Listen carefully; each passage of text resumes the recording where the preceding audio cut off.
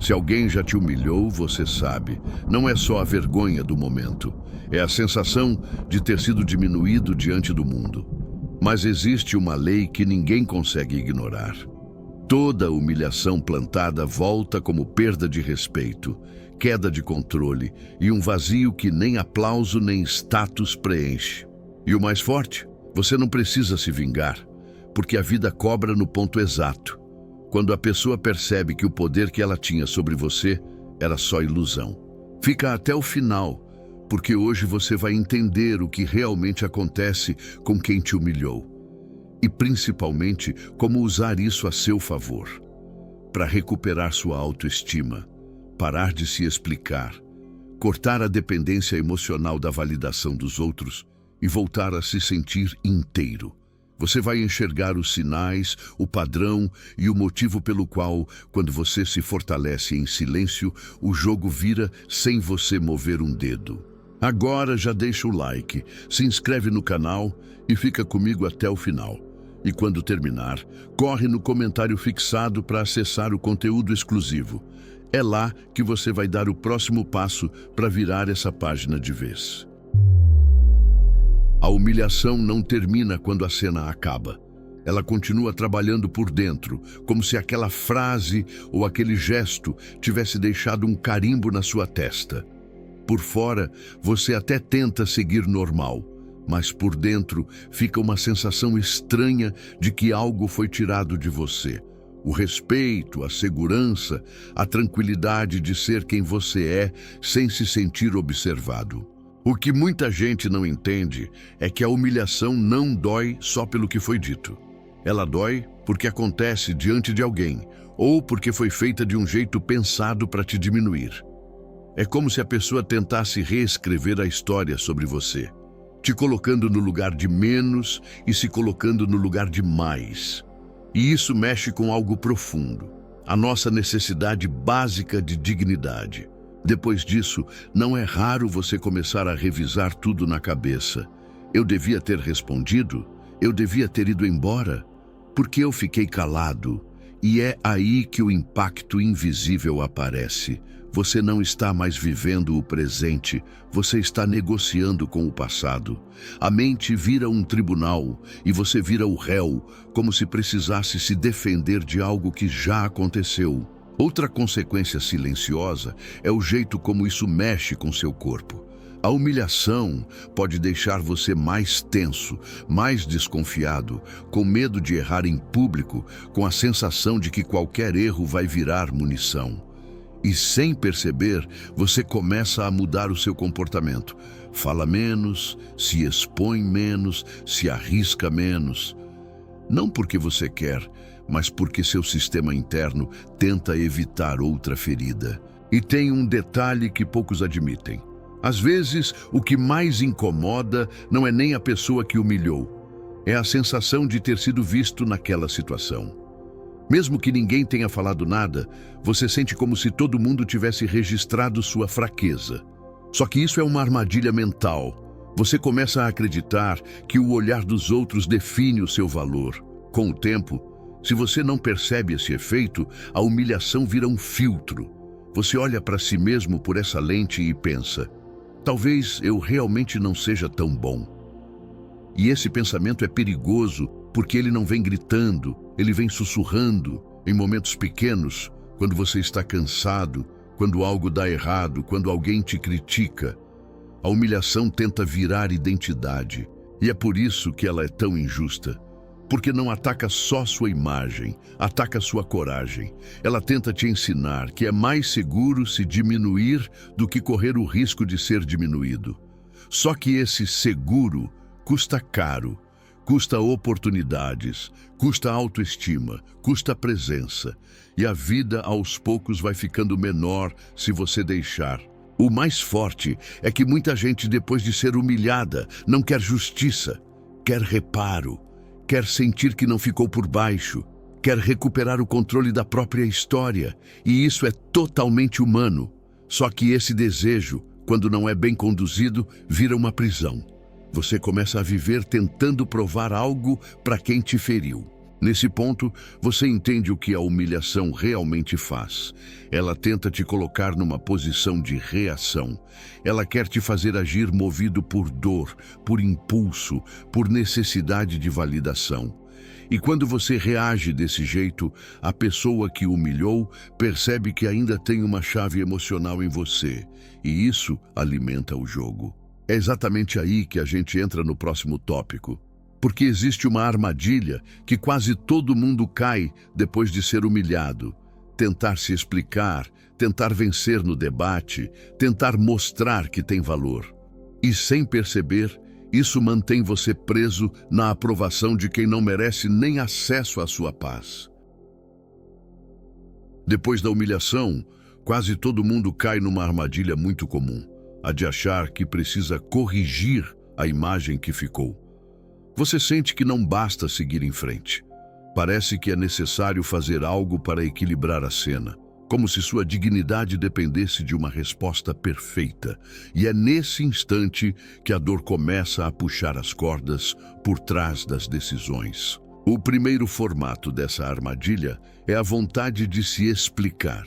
Você quer que a pessoa entenda, quer que ela enxergue o seu lado, quer que ela perceba que foi injusta.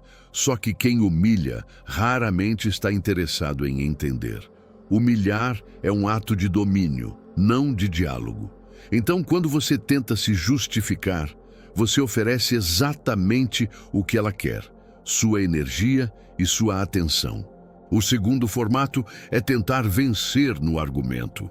Você fica ensaiando respostas na cabeça, preparando o momento certo de colocar a pessoa no lugar. E isso parece forte, mas por dentro é cansativo, porque você está vivendo em função de um confronto que talvez nem aconteça. A mente vira um campo de batalha e você fica preso num roteiro que sempre termina com você tentando provar valor. O terceiro formato é buscar validação dos outros.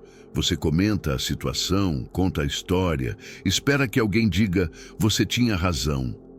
E isso dá um alívio curto, mas também cria dependência. Toda vez que a ferida lateja, você precisa de alguém confirmando que você não é aquilo que disseram. A sua paz começa a depender do aplauso, e isso é perigoso. Em muitos casos, a pessoa também tenta compensar com excesso. Trabalha mais do que aguenta, tenta parecer impecável, se cobra perfeição, quer se destacar de qualquer jeito, não porque ama o que está fazendo, mas porque está tentando apagar a sensação de ter sido diminuído. Só que essa força é reativa, ela nasce da ferida, não do propósito. E tem ainda um detalhe sutil. Você começa a evitar situações que lembram aquela cena. Evita certos lugares, certas pessoas, certas oportunidades. Você cria uma vida com menos risco só para não sentir de novo aquela exposição. Só que na prática, isso dá à humilhação um poder enorme. Ela passa a decidir por você, mesmo sem estar presente. O que torna essa armadilha tão cruel é que ela parece justiça, mas é prisão. Você acha que está recuperando sua dignidade, quando na verdade está pedindo permissão para se sentir bem. E quanto mais você tenta consertar a humilhação no olhar do outro, mais você entrega o volante da sua vida para quem te feriu. A verdade é simples e desconfortável. A pessoa que humilhou não precisa concordar com você para você ser livre. Ela não precisa admitir, não precisa pedir desculpas, não precisa reconhecer nada. O seu resgate começa quando você para de negociar com alguém que já decidiu te diminuir. E isso exige um passo que muita gente evita: aceitar que você não controla a opinião de quem tem o ego como religião. Quando você começa a se soltar dessa armadilha, uma coisa interessante acontece: a dinâmica muda. A pessoa percebe que você não está mais respondendo como antes. A explicação não vem, a discussão não vem, a reação não vem. E o que era controle começa a virar vazio, porque o poder dela dependia da sua resposta. É aqui que entramos no próximo tópico, e ele é o coração do vídeo. Existe uma lei que ninguém consegue ignorar, um efeito que acontece no social, na energia e na vida prática. Quando alguém se acostuma a subir pisando nos outros, isso cria um padrão. E esse padrão volta. No próximo tópico você vai entender o efeito retorno social e por que ele é inevitável. Existe uma lei que ninguém consegue ignorar, mesmo que finja que não acredita. Tudo o que você pratica com constância vira a sua assinatura. E quem humilha com frequência assina o próprio nome em cada cena. Pode até parecer que a pessoa ganhou no momento, mas ela está criando um rastro, e rastro sempre leva a algum lugar. Chamo isso de efeito retorno social, porque ele acontece de um jeito muito concreto. Pessoas observam, registram e, mais cedo ou mais tarde, ajustam o comportamento com base no que veem. Às vezes, ninguém confronta na hora, mas o respeito começa a mudar, a confiança diminui, e a pessoa que humilha passa a ser vista como alguém perigoso de se ter por perto. O interessante é que esse retorno não depende de karma místico, ele depende de padrão. Quem humilha normalmente não faz isso uma única vez. Faz em pequenas doses, com ironia, com exposição, com deboche, com comparações, com frases que colocam o outro no chão e dão a ela a sensação de superioridade. E quando um comportamento vira hábito, ele vira reputação. Só que reputação não nasce em discurso, nasce em repetição.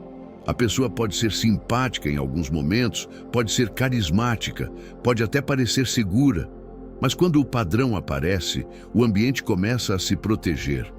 As pessoas param de contar coisas, evitam abrir vulnerabilidades, não colocam a mão no fogo.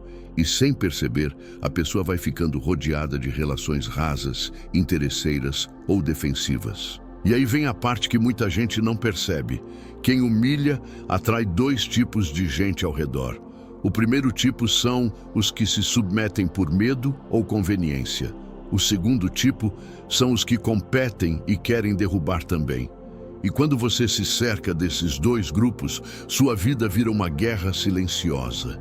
Ninguém está ali por você, estão ali por posição. Com o tempo, essa pessoa começa a colher algo que parece pequeno, mas destrói por dentro, falta de lealdade. Quando ela precisa de apoio real, quando enfrenta um problema de verdade, as pessoas não aparecem. Porque respeito não se compra com presença, se constrói com caráter. E caráter é visto principalmente na forma como você trata quem está abaixo de você no momento. E o retorno social também é matemático. Quem humilha ensina os outros como tratá-la. Pode não ser imediatamente, mas ensina, porque o ambiente aprende que ali vale diminuir, vale expor, vale passar por cima. E uma hora alguém aplica a mesma regra contra ela. Às vezes de um jeito mais frio, mais inteligente e mais doloroso. O que parece força na humilhação, no fundo, é dependência de controle.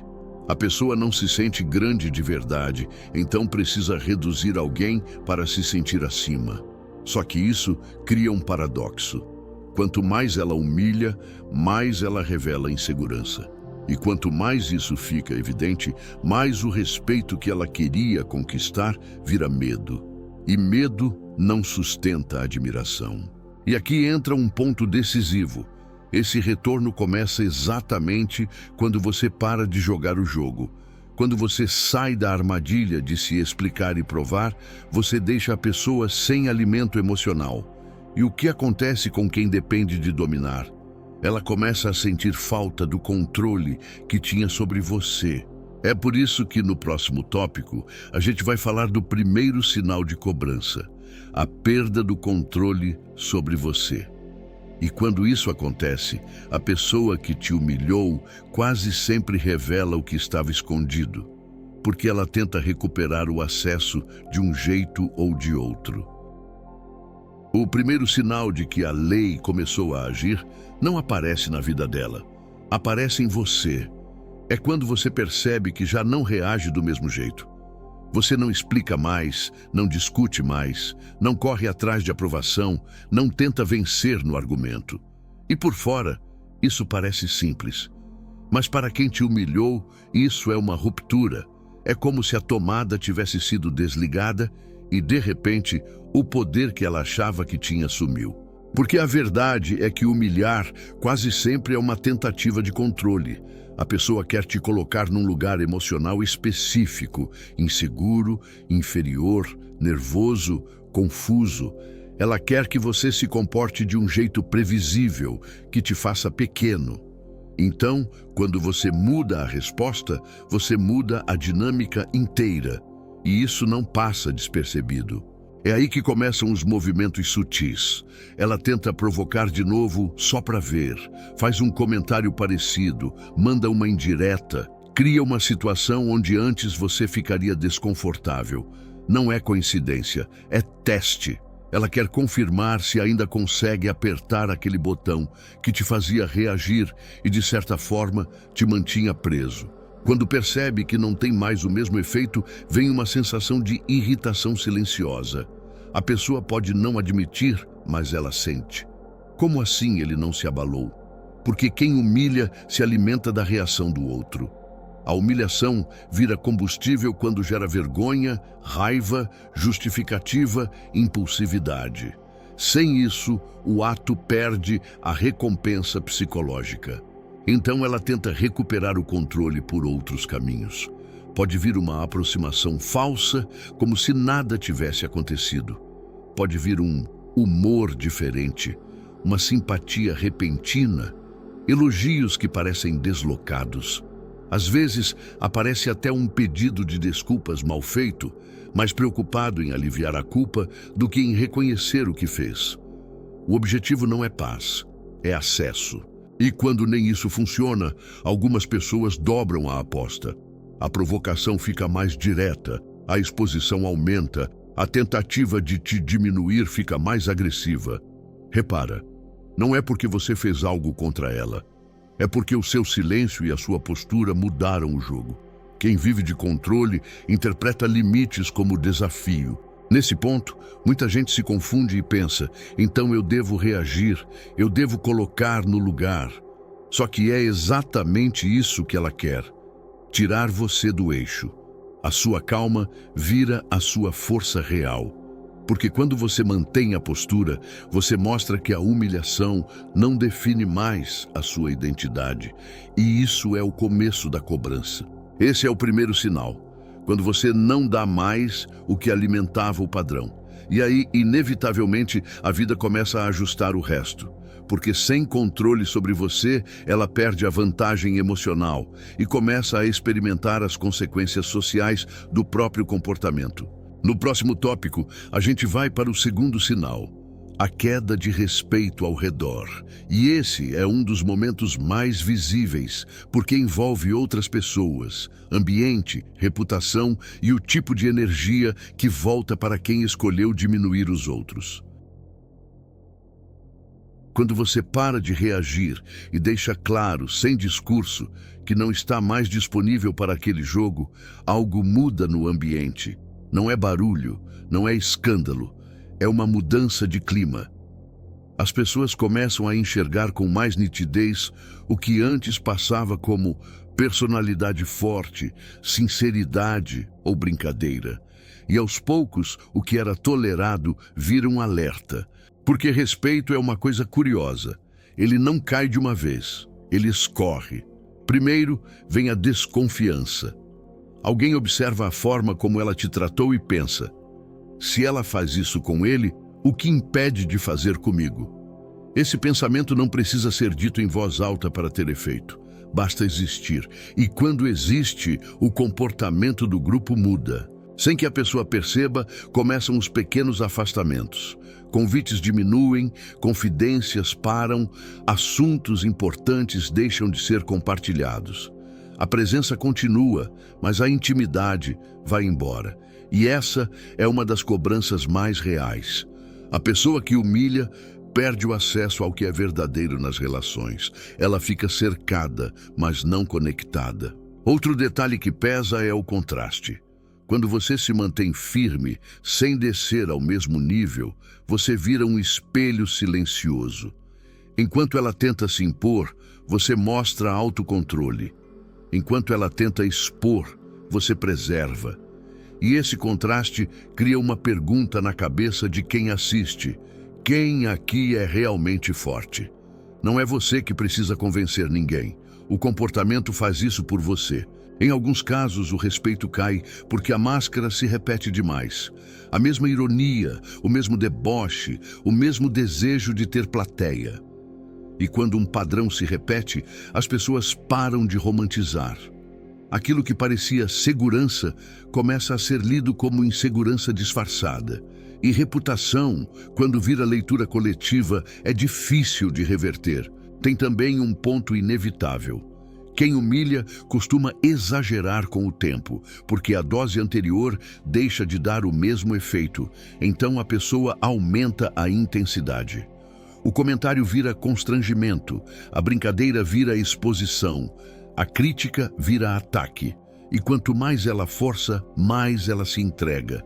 O público pode até rir uma vez, mas ninguém respeita alguém que precisa diminuir os outros para se sentir grande. À medida que a queda de respeito acontece, surgem dois movimentos ao redor dela. Um grupo se afasta por proteção e outro grupo se aproxima por interesse, bajulação ou conveniência. Só que essa aproximação não é carinho, é cálculo. E quem vive cercado de cálculo começa a sentir, mesmo sem admitir, que não pode relaxar. A pessoa passa a conviver com suspeita, com falsidade e com relações que se desfazem no primeiro vento. Nesse cenário, a humilhação que ela plantou vira um tipo de isolamento. Não é solidão total, é algo mais cruel, estar no meio de gente e ainda assim não ter confiança em ninguém. E quando você chega nesse lugar, a vida começa a cobrar com mais força, porque o ambiente vira instável. A própria pessoa passa a se vigiar, a controlar tudo, a desconfiar de todos, exatamente o clima que ela gerou. E percebe como uma coisa puxa a outra? Primeiro, ela perde o controle sobre você.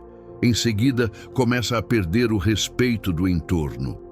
Esse encadeamento é natural, porque quando você não alimenta mais a dinâmica, o comportamento dela fica mais exposto. E o que fica exposto deixa de ser admirado. A partir daqui, o próximo passo é quase inevitável. Quando o respeito cai e os relacionamentos ficam superficiais, aparece o vazio. Aquele buraco interno que nem vitória, nem plateia, nem status consegue preencher. E é exatamente isso que a gente vai destrinchar no próximo tópico. O terceiro sinal, o vazio que o ego não resolve. Quando o respeito começa a escorrer e o controle já não funciona, algo aparece por trás da máscara. Um silêncio incômodo. É como se a pessoa que humilhou perdesse o barulho que a sustentava. Antes, ela se sentia grande porque tinha reação, plateia, sensação de superioridade. Só que sem isso, sobra uma pergunta que ela evita encarar. Quem eu sou quando não estou por cima de alguém?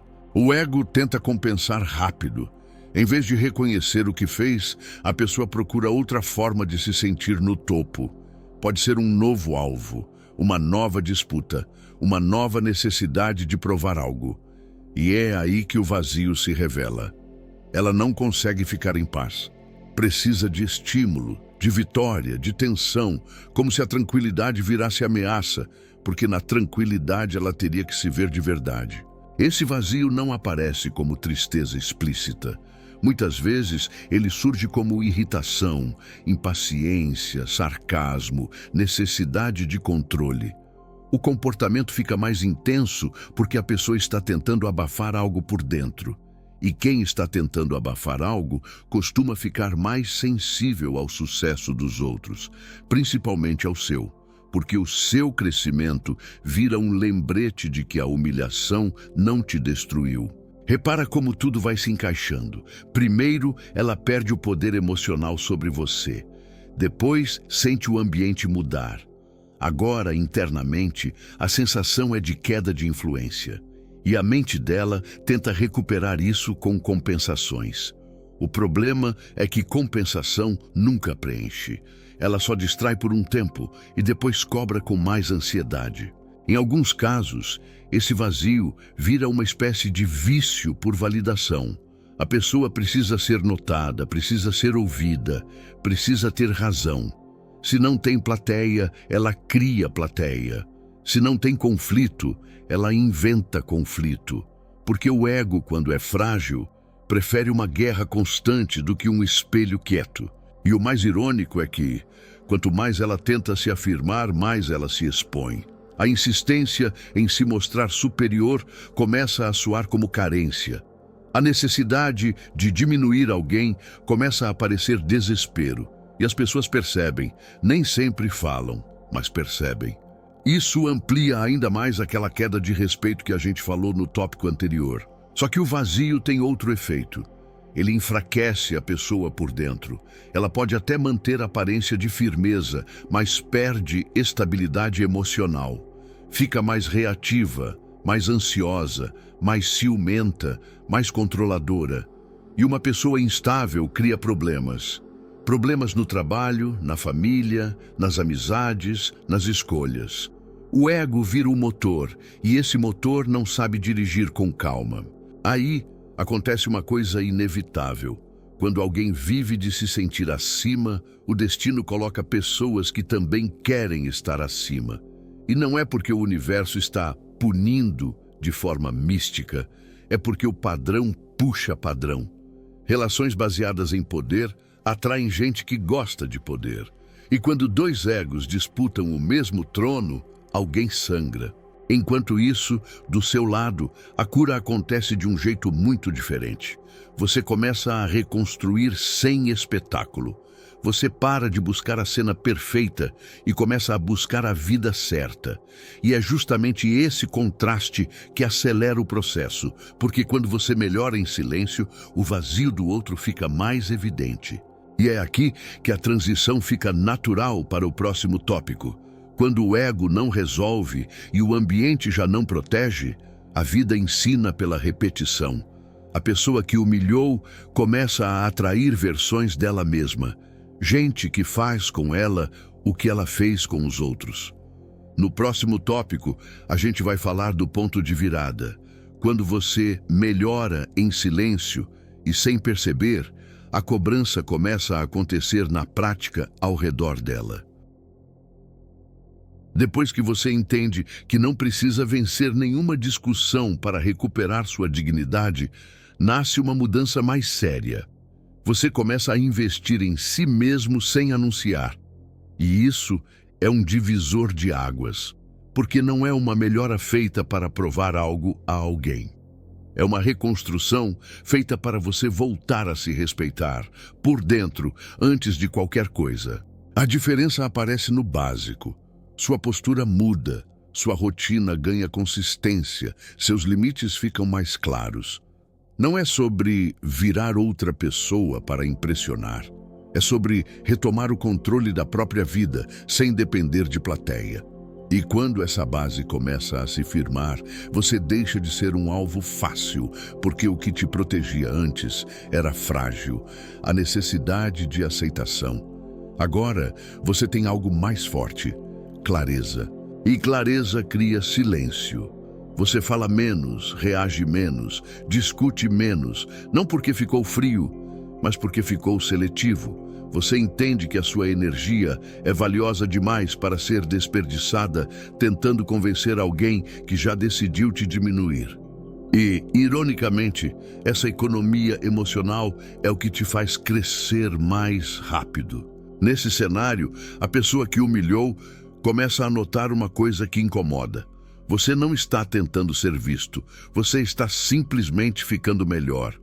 E isso causa um tipo de desconforto diferente, porque antes ela podia se apoiar numa narrativa. Ele é isso, ele não vai longe, ele merece. Só que quando você evolui sem pedir permissão, essa narrativa perde força. O curioso é que o seu silêncio vira presença. Você começa a ocupar espaço sem precisar disputar. E quem vive de disputa sente isso como ameaça. Não é porque você fez algo contra ela, é porque você deixou de ser controlável.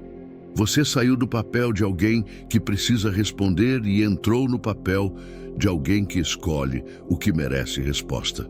A melhora em silêncio também tem outro efeito.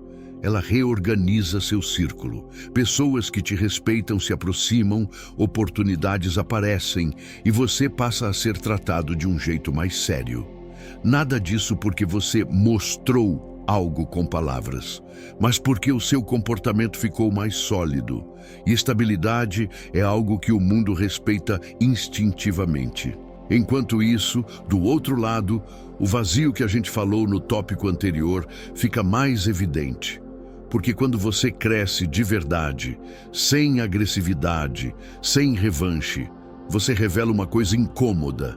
A humilhação não te construiu nem te destruiu. Ela foi só uma tentativa. E quando uma tentativa falha, quem tentou sente. Muita gente imagina que o ponto de virada seria o dia em que você confronta a pessoa e coloca ela no lugar. Só que o ponto de virada real é outro. É o dia em que você não precisa mais desse momento. Você não precisa de cena, não precisa de justiça falada. Você só precisa seguir e seguir bem. Isso dá uma liberdade que a pessoa que humilha não consegue entender. E é nesse exato momento que a lei começa a agir do jeito mais visível. A vida coloca no caminho dela pessoas e situações que repetem a lição. Porque o mundo não cobra com frases bonitas, ele cobra com experiências. E quem viveu diminuindo os outros começa a conviver com gente que também diminui. No próximo tópico, a gente vai entrar nessa cobrança prática. Quando a vida repete a lição com ela, trazendo pessoas que fazem o mesmo jogo, só que agora o alvo muda. E é aí que o retorno começa a doer de verdade, porque não dá para controlar o que vem de fora. Quando você melhora em silêncio, você sai do centro do drama. E sem você como espelho, a pessoa que humilhou continua sendo ela mesma com o mundo. Só que o mundo não é um palco fixo. As pessoas mudam, os ambientes mudam, as hierarquias mudam. E é nesse movimento que a cobrança real acontece. A vida começa a devolver a ela o tipo de energia que ela espalhou. O retorno costuma vir por pessoas muito parecidas com ela. Gente que também gosta de se impor, de corrigir em público, de diminuir com ironia, de mostrar superioridade. No começo, parece até aliança, porque um ego reconhece o outro. Mas esse encontro é instável, porque dois controladores não conseguem ocupar o mesmo espaço sem disputar. E aí acontecem cenas que ela nunca imaginou viver do lado de cá. Ela é interrompida, desautorizada, exposta, ridicularizada. Às vezes de forma sutil, às vezes de forma direta. E o que dói não é só o ato, é a sensação de injustiça que ela mesma causou nos outros. A pessoa descobre, na pele, como é estar num lugar onde sua voz não tem valor. Em outros casos, a cobrança vem por situações. A pessoa perde uma oportunidade por causa do próprio jeito, cria conflitos desnecessários, se queima sem perceber. Um comentário atravessado fecha portas. Uma postura arrogante muda o clima. Um excesso de controle cansa todo mundo. E o que parecia personalidade forte começa a gerar consequências práticas. Existe um tipo de retorno que é especialmente marcante, a falta de proteção. Antes, quando ela humilhava alguém, o ambiente muitas vezes fingia que não via. Só que, quando a roda vira, ninguém defende. E aí, ela entende uma lei silenciosa do social. Quem não oferece dignidade, dificilmente recebe lealdade. No momento em que ela precisa de apoio real, ela encontra indiferença. Também acontece de o retorno vir em forma de traição e falsidade. Como ela cultivou relações baseadas em poder e conveniência, ela acaba cercada por pessoas que fazem o mesmo. Elas sorriem na frente, criticam por trás, disputam espaço, sabotam, fingem amizade. E isso não é azar, é o ambiente que esse padrão produz. O mais irônico é que nesse momento ela começa a fazer exatamente o que você fazia antes. Tenta se explicar, tenta provar, tenta limpar a imagem. Só que agora ela descobre como isso é inútil quando o outro não quer entender. Ela sente o peso de não ser levada a sério. E esse peso é uma lição que não entra por teoria, entra por experiência. A cobrança real também aparece como perda de paz. A pessoa que humilha vive em alerta, porque sabe que o jogo que ela joga pode ser jogado contra ela. Então ela desconfia, vigia, controla, interpreta tudo como ameaça. E essa ansiedade constante vira punição interna, mesmo quando ninguém está atacando. Enquanto isso, o seu avanço silencioso continua. E justamente por você não estar comemorando a queda de ninguém, sua evolução fica mais limpa, mais respeitável. Você não precisa de vingança para sentir que venceu. Você venceu quando parou de ser pequeno por dentro. E aí chegamos a um momento que prende muita gente até o final, porque é quando os caminhos se cruzam de novo. Quando ela percebe o que perdeu e tenta voltar a ter acesso. No próximo tópico, a gente vai falar desse encontro inevitável e por que ele costuma acontecer justamente quando você já está em outra fase. Depois que a vida começa a repetir a lição com ela, acontece uma mudança silenciosa. A pessoa que humilhou passa a sentir falta do lugar que ocupava na sua mente. Não é saudade verdadeira, é perda de posição. Ela percebe que você saiu do alcance, que já não existe aquele acesso fácil à sua reação, à sua atenção, à sua energia. E para quem se acostumou a dominar, isso é quase uma afronta. Nesse ponto, o comportamento costuma mudar de forma inesperada. Às vezes vem um contato do nada, uma mensagem aparentemente neutra, um cumprimento mais longo do que o normal, um elogio que parece fora de contexto. Em outras ocasiões, aparecem indiretas, comentários sobre você, perguntas feitas a terceiros. É como se ela precisasse confirmar se você ainda está disponível, mesmo que disfarce. O que prende a atenção aqui é o motivo. Ela não se aproxima porque entendeu profundamente o que fez, mas porque sentiu consequências. A queda de respeito, o vazio, a repetição da vida. Tudo isso faz com que ela procure um ponto de estabilidade. E, por ironia, esse ponto costuma ser justamente a pessoa que ela tentou diminuir. Ela quer voltar ao cenário onde se sentia por cima. Só que agora existe um choque. Você está diferente, não necessariamente em aparência, mas em postura. Você não entra na mesma dança. Você não se apressa para agradar, não se move por culpa, não se entrega por carência. E essa diferença cria um desconforto imediato, porque obriga ela a encarar uma verdade. O controle não voltou. Quando ela percebe isso, surgem duas rotas. A primeira é tentar seduzir com simpatia, como se pudesse reescrever a história. A segunda é tentar provocar com pequenas alfinetadas, para ver se você volta ao seu antigo lugar emocional. Repara como, mesmo aqui, o objetivo continua sendo o mesmo: medir seu nível de reação, testar o quanto ainda te afeta. E é por isso que esse encontro é tão decisivo para você, porque ele revela se a sua evolução foi real ou apenas uma pausa. Se você volta para a explicação, você entrega o poder de novo. Se você entra na disputa, você reabre a porta do jogo.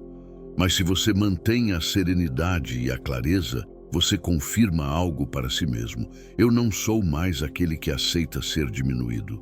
Esse momento também é onde muitas pessoas se confundem sobre perdão. Perdoar não é dar acesso, não é reaproximar por pena, não é fingir que não aconteceu. Perdoar, quando existe, é libertar o coração do peso, mantendo o limite para proteger a vida. E quem te humilhou precisa entender isso, mesmo que não goste.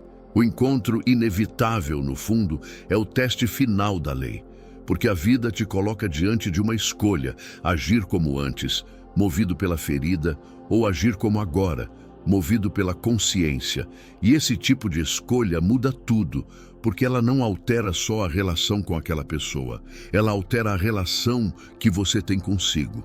E é aqui que a história se fecha com força. Você não precisa assistir à queda de ninguém para vencer. Você só precisa garantir que nunca mais se perde tentando provar algo para quem te reduziu. No próximo tópico, eu vou amarrar tudo em uma ideia simples e poderosa. O fechamento que vira chave, o código prático para você sair disso com dignidade, paz e uma postura que ninguém consegue quebrar. Chegando aqui, a história já mostrou o principal. Quem humilha pode até parecer intocável por um tempo, mas o padrão cobra. Só que existe uma parte ainda mais importante, e ela não tem a ver com o que acontece com o outro, e sim com o que acontece dentro de você quando decide encerrar o ciclo. Porque a verdadeira virada não é ver alguém cair, é parar de cair por dentro quando lembranças voltam. O código começa com uma decisão silenciosa. Você não negocia mais sua dignidade por aceitação.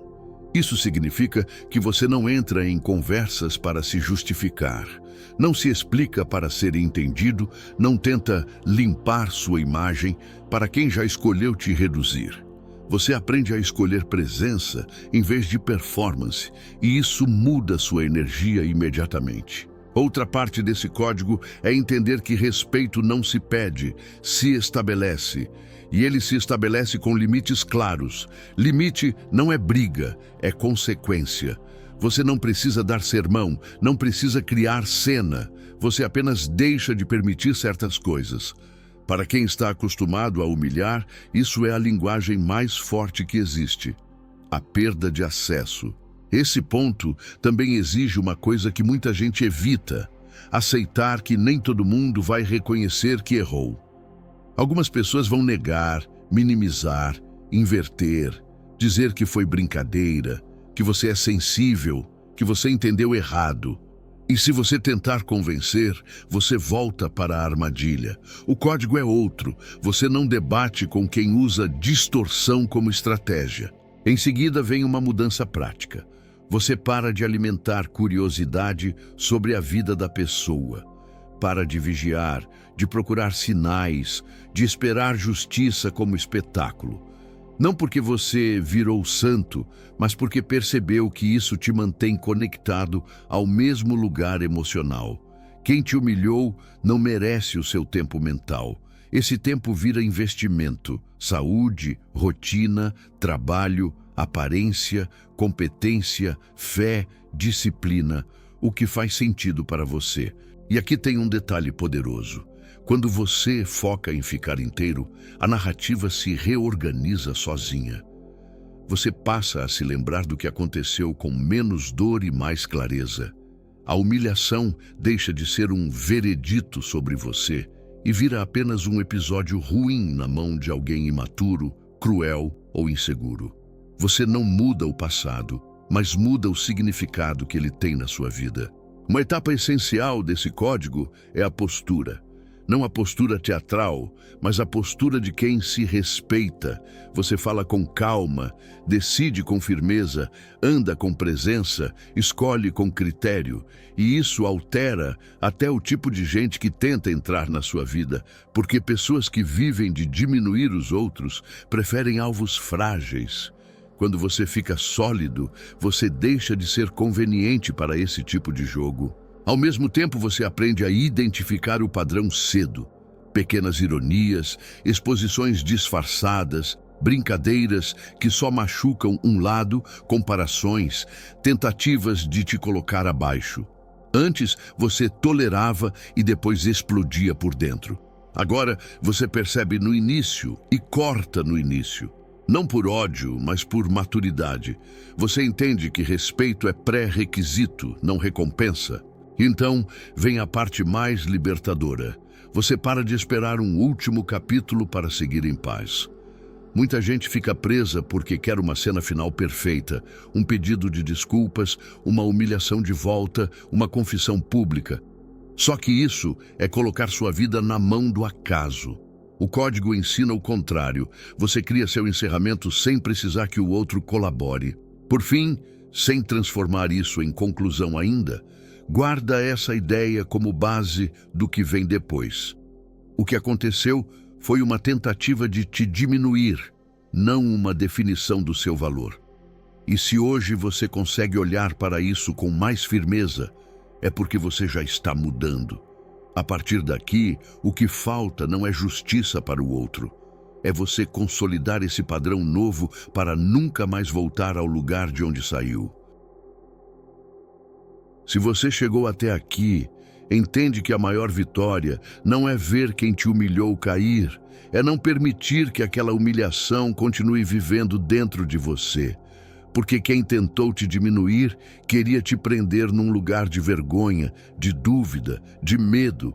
E hoje você está provando o contrário. Você está aqui, consciente, mais forte e com uma clareza que muita gente nunca vai ter. O que fizeram com você não define quem você é.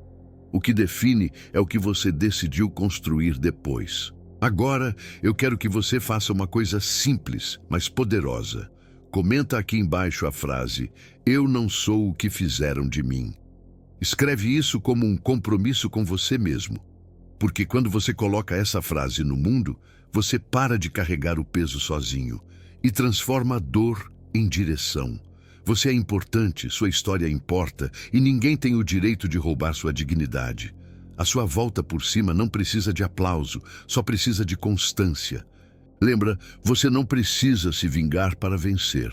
Você vence quando se torna alguém que não pode mais ser quebrado. Continue firme, continue em silêncio, continue construindo. Obrigado por assistir até aqui.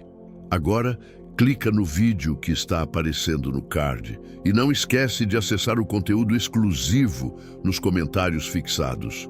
Você não nasceu para ser diminuído. Você nasceu para se tornar inesquecível.